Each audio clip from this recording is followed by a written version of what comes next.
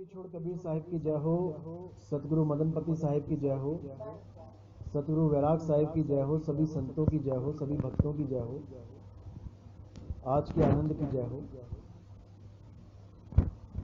तो आज जो हम लोग सत्संग करेंगे, बहुत लोगों का सवाल था कि हमारा आचरण कैसा होना चाहिए, हम अंडे खा सकते हैं क्या?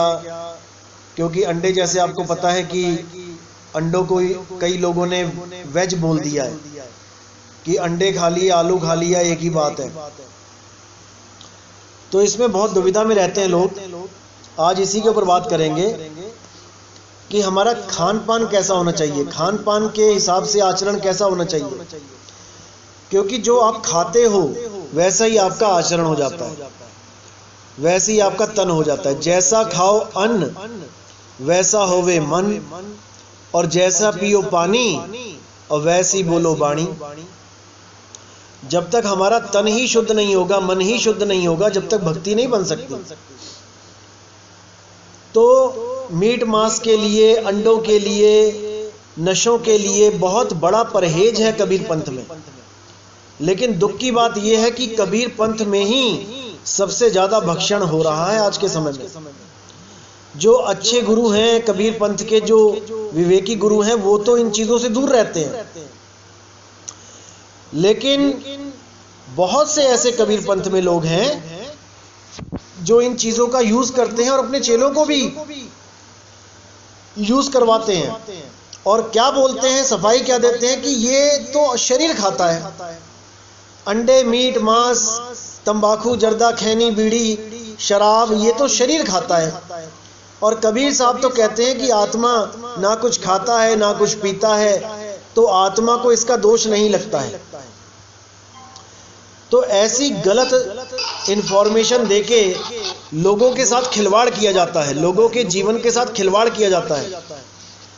ऐसे ही एक आदमी ने किसी का कत्ल कर दिया और वो गीता को अच्छी तरह समझता था, कबीर साहब की वाणियों को अच्छी तरह समझता था। उसने एक बंदे का कत्ल कर दिया गुस्से में आके। अब जब उसको जज के सामने पेश किया गया तो उसने बड़ी तर्कपूर्ण बात करी कि जज साहब, गीता में लिखा है कि आत्मा ना तो मरता है ना मारा जाता है। मैंने उस बंदे का कत्ल नहीं किया क्योंकि उसकी आत्मा तो मरी नहीं, और ना ही मेरी आत्मा किसी को मार सकती है, गीता में लिखा है, इसलिए मैं बेकसूर हूं। जो कुछ भी हुआ है शरीर से ही हुआ है, शरीर ने ही किया है, मुझे बाइज्जत बरी किया जाए।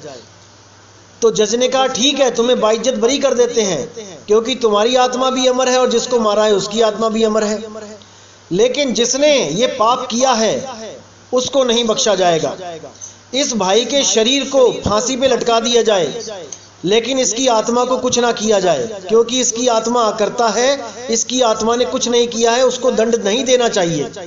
लेकिन इसके शरीर ने दूसरे शरीर को मारा है, इसलिए इसके शरीर को फांसी पे तब तक लटका के रखो जब तक इसका शरीर ना मर जाए।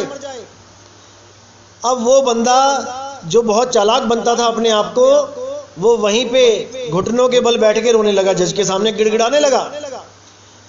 यही हाल इन कबीर पंथियों का होगा, यही हाल इन गुरुओं का होगा, जो गुरु खुद भी मांस भक्षण करते हैं, खुद भी दारू पीते हैं, खुद भी नशे करते हैं और अपने चेलों को भी ये तर्क देते हैं कि शरीर ने किया है, आत्मा ने नहीं, आत्मा निर्दोष है, आत्मा को कुछ नहीं होगा। अरे भाई, आत्मा को कुछ नहीं होगा, बिल्कुल सही बात है।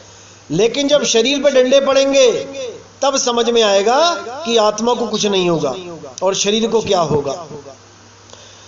तो इसीलिए ऐसे गुरुओं से बच के रहना है। बहुत से पंथ देखे हैं मैंने, केवल कबीर पंथ की बात नहीं कर रहा हूं। अपने आप को ब्रह्म ज्ञानी कहने वाले संतों ने भी अपनी पुस्तकों में यह तक छाप रखा है कि किसी को भी उनके खान पान के लिए टोकना नहीं चाहिए। अगर कोई अंडे खाता है तो उसको खाने दो, कोई मीट खाता है उसको खाने दो, क्योंकि अंडे और मीट आत्मा नहीं खाती। तो ऐसे गुरुओं से भी सावधान रहना चाहिए जो आपके जन्म का नाश करने के लिए आए हैं, जो असल में मन के गुलाम हैं, जो असल में कबीर साहब मन के गुलामों को क्या कहते हैं? काल का दूत। यही वो काल के दूत हैं जो मन की पूजा करते हैं, मन के कहे चलते हैं। इसीलिए साहिब ने बोला, मन के मते न चालिए, मन है पक्का दूत। यही सबसे बड़ा दूत है, काल दूत, और यही सबको उलझा रहा है। तो कबीर साहब ने तो जीव हत्या के बारे में इतना कुछ बोला है कि आप हैरान हो जाओगे। अब कई लोग सोचते हैं कि हम किसी जानवर का गला काट देंगे माता के मंदिर में तो हमें मुक्ति मिल जाएगी, माता खुश हो जाएगी। या फिर हम ईद वाले दिन मस्जिदों में बकरे काट के अल्लाह को चढ़ा देंगे तो अल्लाह खुश हो जाएंगे। अरे भाई, अगर माता बकरों से खुश होती ना, बकरों को काट के वो खुश होती तो एक ही रात में सारे बकरे गायब कर देती। वो एक साल में नंबर ना लेती वो कि एक साल बाद बकरे चढ़ाओ मुझे। और अल्लाह किसी ईद का इंतजार नहीं करता, वो सारे बकरे एक ही बार में उठा ले जाता। तो बहुत ज्यादा भ्रमित किया गया है हमें धर्म के नाम पे, हमें इन पाखंड के नाम पे। क्योंकि खाने वाला कौन है? काली माता नहीं खाती है बकरे, अल्लाह बकरे नहीं खाता है। खाने वाला कौन है? यही लोग हैं। इन्हीं का मन कह रहा है कि खाया जाए, आज चलो अल्लाह के नाम पे काट देते हैं, माता के नाम पे काट देते हैं, पाप भी नहीं लगेगा और जीव का स्वाद भी मिल जाएगा। ऐसा नहीं होगा भाई। जो आप पाप करोगे, जब आप गला काटोगे तो आपको गला कटवाना ही पड़ेगा। साहिब ने इसीलिए कहा है कि पीर सबन की एक सी, मूर्ख जाने नाही, अपना गला कटा के भिस्त बसे क्यों नहीं। कि तुम दूसरे का गला काट के स्वर्ग पाना चाहते हो, तुम अपना गला काट के देखो ना। रावण जैसे राक्षस ने भी 10 बार अपना गला काटा, अपना गला चढ़ाया भगवान के लिए, किसी और का गला काट के नहीं चढ़ाया। और तुम किसी मासूम जानवर का, बेजुबान जानवर का गला काट के चढ़ा के तुम जन्नत को जाना चाहते हो, और वो भी उस जानवर का जो तुम्हें पलट के मार भी नहीं सकता। ना तो उसके तीखे पंजे हैं, ना उसके तीखे दांत हैं। अरे किसी शेर का गला काटो ना जंगल में जाके, जाओ चाकू लेके शेर के पीछे जंगल में और शेर का गला काट के चढ़ाओ, देखो कितना खुश होता है परमात्मा, कितना खुश होगा भगवान। वहां तुम्हारी दाल नहीं गलेगी। वहां पता है कि भाई मैं उसको हलाल करने जा रहा हूं, पता लगा वो मुझे हलाल कर दे, वहां तुम्हारी हिम्मत नहीं होगी। लेकिन एक मासूम जानवर को काटने में तुम्हें पूरा आनंद आएगा और पूरे परिवार के साथ जाओगे वो जश्न मनाने। तो भाई ये बातें बहुत इंपॉर्टेंट हैं। अपना जीवन आचरण कैसा होना चाहिए? बिल्कुल मीट मांस से दूर हो जाओ, एक पीस भी नहीं जाना चाहिए अंदर। साहिब ने तो यहां तक बोल दिया, तुम लोग राक्षस को जलाते हो, रावण, कुंभकर्ण, मेघनाथ को जलाते हो, असली राक्षस वो नहीं है। वो तो ज्ञानी ध्यानी भी थे, वो तो ऋषियों के पास उन्होंने पाठ भी किए, उन्होंने विद्या भी ग्रहण की। 4 वेद जो आज पंडित को भी याद नहीं है हमारे यहाँ, रावण को कंठस्थ थे, मुंह जबानी। वो तो ज्ञानी ध्यानी थे भाई। उनको भी राक्षस बना के केवल एक गलती जो सीता को उठा के करी है उसकी वजह से उनको राक्षस जून में डाल दिया, घोषित कर दिया। और इतने बड़े विद्वान थे, पंडित थे, वो किसी को नहीं दिखाई दे रहा। तो कबीर साहब ने क्या बोला, कौन राक्षस है? कि मांसाहारी मानवा प्रत्यक्ष राक्षस जान, और ताकि संगत मत करो, होए भक्ति में हान। जो मांसाहारी मानव है असल में वही राक्षस है। जो दूसरे के दर्द को दर्द नहीं समझता है असल में वही राक्षस है। उसका साथ मत दो। उसका साथ दोगे तो तुम्हें भी वो गलत आदत डाल देगा, उससे तुम्हारी भक्ति में हानि हो जाएगी। तो कहते कबीर, मांस मछरिया खात है, सुरा पान के हेत, ते नर नर के जाएंगे माता पिता समेत। जो मांस मछली खाते हैं, खुद भी खाते हैं, अपने परिवार को भी खिलाते हैं, या जो माँ बाप हैं अपने बच्चों को खिला देते हैं, कहते हैं वो सारे का सारा परिवार वो नरकों में जाएगा, कोई नहीं बचा सकता। अब कई लोग कहते हैं मीट खाना पाप नहीं है, हिंदू धर्म में केवल गाय को मारना पाप है, या मुसलमान कहते हैं कि सूअर नहीं खाना है, बाकी सब कुछ खा सकते हो।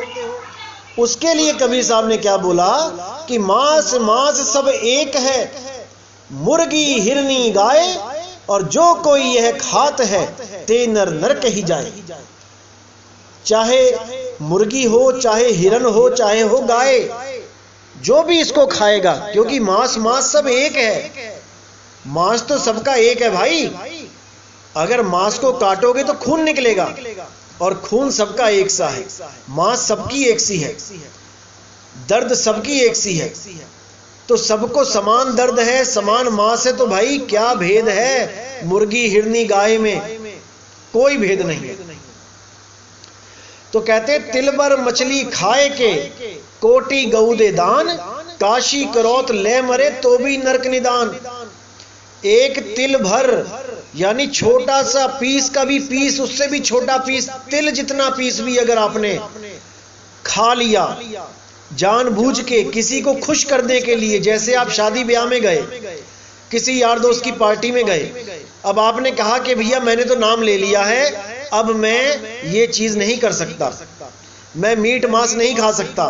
आपने पूरा जोर लगा दिया अपने दोस्त को समझाने में, लेकिन वो दोस्त क्या कह रहा है कि यार अगर तू मेरा सच में दोस्त है, अगर तुझे मेरी दोस्ती प्यारी है, तो एक पीस खा ले केवल मेरी खुशी के लिए, मेरी पार्टी के सफल होने के लिए, क्योंकि तुम नहीं खाओगे तो समझ लो बेकार हो गई पार्टी। एक घूंट शराब पी लो और छोटा सा पीस खा लो। तो साहिब कहते हैं अगर तिल भर भी मछली खा ली, यानी तिल भर भी अगर आपने वो मांस खा लिया, तो समझ लो कि करोड़ गाय देने का भी फल आपको नहीं लगने वाला, वो भी आपको स्वर्ग तक नहीं पहुंचा पाएगा। यानी कि कितना ही सत्संग सुन लो, कितनी ही भक्ति कर लो, अगर अपने मन से आपने एक बार भी मीट मांस खा लिया, तो भाई आपको हिसाब किताब देना पड़ेगा। हिसाब किताब दिए बिना बच नहीं सकता कोई भी। इसलिए साहिब ने बहुत जगह बोला कि भाई सबसे पहले तन शुद्ध, उसके बाद मन शुद्ध, उसके बाद मुक्ति। जब तक तन और मन शुद्ध नहीं हुए, जब तक आपको मुक्ति नहीं मिल सकती। तो सबसे पहला काम है हमारा तन शुद्ध। हमें अपने तन का पूरा विचार करना चाहिए। कुछ लोग कहते हैं कि अंडे शाकाहारी होते हैं, अंडे खाने से कोई पाप नहीं लगता, अंडे खा लिया, आलू खा लिया, उबला हुआ एक जैसा ही होता है। भाई अगर अंडा और आलू एक होता है, तो क्या आप नवरात्रों में जाके किसी मंदिर में आप अंडों का प्रसाद बांट सकते हो? क्या वहां पे आप अंडे दे सकते हो? आलू का प्रसाद तो आप दे सकते हो। नवरात्रे में नमक नहीं खाते हैं, आलू आप दे दो किसी को, आलू खा लेंगे। लेकिन वहां अंडे दोगे और ये कह के दोगे कि ये मांसाहारी नहीं है, शाकाहारी अंडे हैं, तो भाई तुम्हारी हालत खराब कर दी जाएगी वहां पे। तो ये केवल मन की बातें हैं, मन के वहम है, मन का भुलावा है, मन का छलावा है कि अंडे शाकाहारी हैं, मीट खाने से कुछ नहीं होता, हम पहले भी मीट खाते थे जब हमें खेती करनी नहीं आती थी। बिल्कुल सही बात है, जब हम खेती करना नहीं जानते थे तब हम में इतनी बुद्धि विवेक नहीं था, हम मीट खाते थे। क्योंकि आदि मानव का इतिहास उठा के देखोगे तो पता लगता है कि जानवर को मार के खाता था। जब इंसान इस दुनिया में आया तो वो भी कुछ ना कुछ तो खाएगा ना, कुछ ना कुछ खाएगा। खेती बाड़ी आती नहीं, कोई फल फ्रूट सब्जी उगाना आता नहीं, तो क्या खाएगा? भूखा तो मरेगा नहीं। तब क्या था, जिस प्रकार एक छोटा सा बच्चा 5 साल का, 8 साल का, 10 साल का, 12 साल का कोई पाप भी कर देता है, कोई गलत काम भी कर देता है, तब भी उसको वो जेल नहीं होती, वो सजा नहीं मिलती जो एक 18 साल से ऊपर के आदमी को मिलती है। बच्चे को बाल सुधार गृह में डाला जाता है, ताकि वो बच्चा जब बड़ा हो जाए, जब 18 साल का वयस्क हो जाए, तब तक उसमें इतनी बुद्धि आ जाए, इतना विवेक आ जाए कि उसको पता लग पाए कि जो काम उसने किए थे बचपन में वो गलत थे और दोबारा मैं जीवन में वो काम नहीं करूंगा।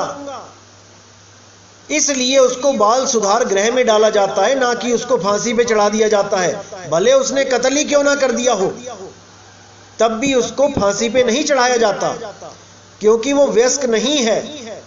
इसी प्रकार जब आदि मानव की बुद्धि नहीं थी, उसको कोई खेती बाड़ी नहीं आती थी, वो मांस खाता था, इसमें कोई दो राय नहीं है, लेकिन उसके पास ऑप्शन नहीं था कोई, उसके पास कोई विकल्प नहीं था। क्या हमारे पास विकल्प नहीं है? क्या हमें आटा दाल चावल उगाना नहीं आता? क्या हमें आटा दाल चावल बनाना नहीं आता? रोटी बनानी नहीं आती? क्या हमें मीट खाने की जरूरत है? किसी पर अत्याचार करके गला काटने की जरूरत है? कभी नहीं। इसीलिए साहिब ने बोला, बिल्कुल साफ बोल दिया कि इच्छा कर मारे नहीं, बिन इच्छा मर जाए, और कहे कबीर तास का पाप नहीं लगाए। उसका पाप नहीं लगता। कई लोग कहते हैं जी हम मच्छर मार देते हैं, मच्छर मारने से हमें पाप लगेगा। रात में बहुत मच्छर होते हैं, हजारों मच्छर आ जाते हैं, बुरा हाल हो जाता है।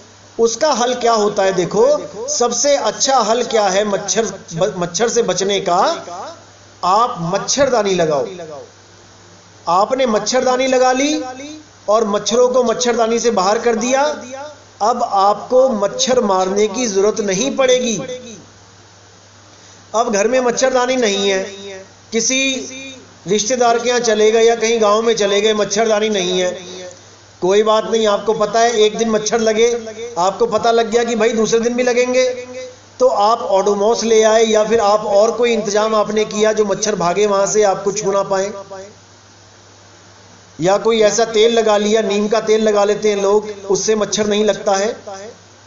चलो वो भी ऑप्शन नहीं है, कुछ भी नहीं है। अब मच्छर आपको काट रहा है और आपको पता है कि मच्छर काटने से डेंगू मलेरिया हो जाएगा, आपकी हालत खराब हो जाएगी और इस मनुष्य चोले पे भी बनाएगी। ये मनुष्य चोला भी जा सकता है, डेंगू हो जाए, कितने लोग मर जाते हैं डेंगू से।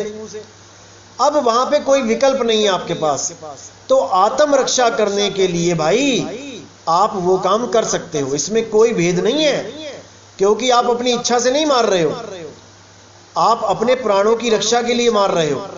जैसे एक फौजी खड़ा है बॉर्डर पे, उसके हाथ में बंदूक दे दी गई है और वो बंदूक से मच्छर नहीं मारेगा, अब वो बंदूक से क्या मारेगा? आदमी मारेगा, आदमी एक इंसान को मारेगा। लेकिन अगर वो 1000 बंदों को भी गोली से मार देता है बॉर्डर पे खड़ा होके, तब भी उसको 1% पाप नहीं लगता, उसको एक तिल भर पाप नहीं लगता 1000 आदमी मारने के बाद भी, क्योंकि उसकी इंटेंशन है ही नहीं आदमी को मारना। उसको जो काम सौंपा गया है सरकार के द्वारा, जो उसका धर्म कहता है, क्षत्रिय है वो, क्षत्रिय धर्म क्या कहता है कि आपके देश को, आपके देशवासियों को अगर कोई नुकसान पहुंचाता है, बॉर्डर क्रॉस करके आता है, घुसपैठ करता है, तो आप उसको गोली मार दो। आपने पहल नहीं करी, पहल आपके दुश्मन ने करी, आपके देश के दुश्मन ने करी है। कई लोग इस पे भी विवाद कर देंगे कि नहीं ये गलत बोल रहा है, नितिन दास गलत बोल रहा है।